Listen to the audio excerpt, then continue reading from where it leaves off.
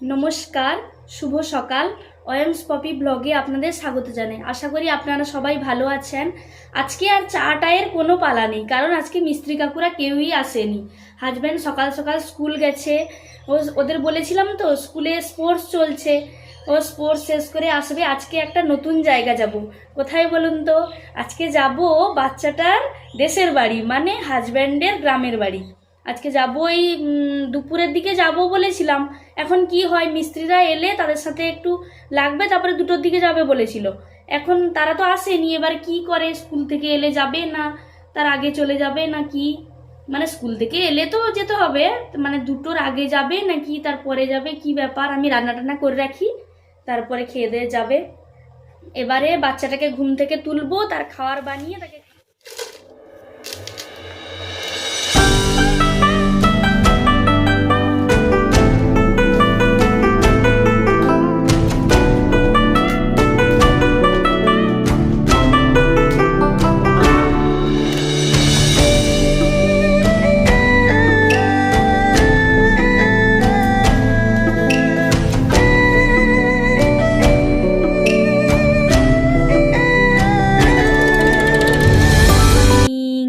তোমার এতক্ষণে good morning হলো।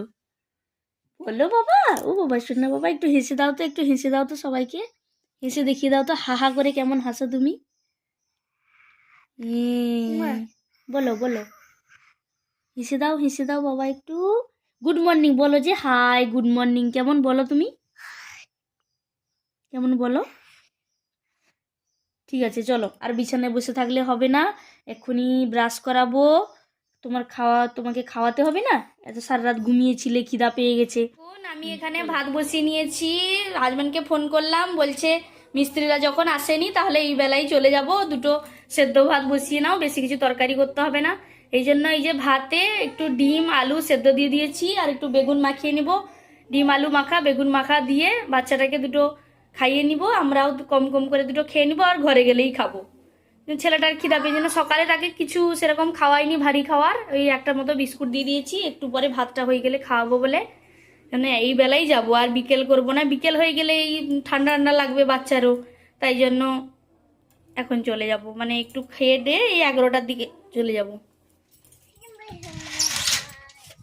এই যে দেখুন, আমরা সবাই বেরিয়ে পড়েছি, বাড়ির উদ্দেশ্যে রওনা দিব। হাজব্যান্ড তালা লাগাচ্ছে। এই যে আমরা সবাই বেরিয়ে পড়েছি, এবার যাব।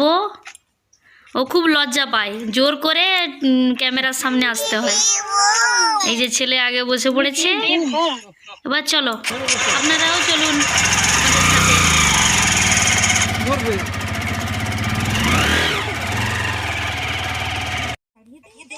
এই যে চলে এলাম আমাদের গ্রামের বাড়ি। দেখুন, আমাদের গ্রামে 3তলা মাটির বাড়ি। এইটা মাটির বাড়ি 3তলা। এই যে ওর ঠাকুমা, মানে আমার শাশুড়ি মা, ছেলেকে পেয়ে খুব খুশি। বহুত দিন পর আবার পরিবারকে সঙ্গে নিয়ে খাওয়া দাওয়া, সকলে একসঙ্গে মিলে খাওয়ার মজাই আলাদা। আমাদের কর্মসূত্রে বাইরে থাকতে হয়, আমরা যখন আসি জমে থাকে একগ্রাস গল্প, কত কথা, কত স্মৃতি, কত কিছু সবার সঙ্গে মিলে শেয়ার করি।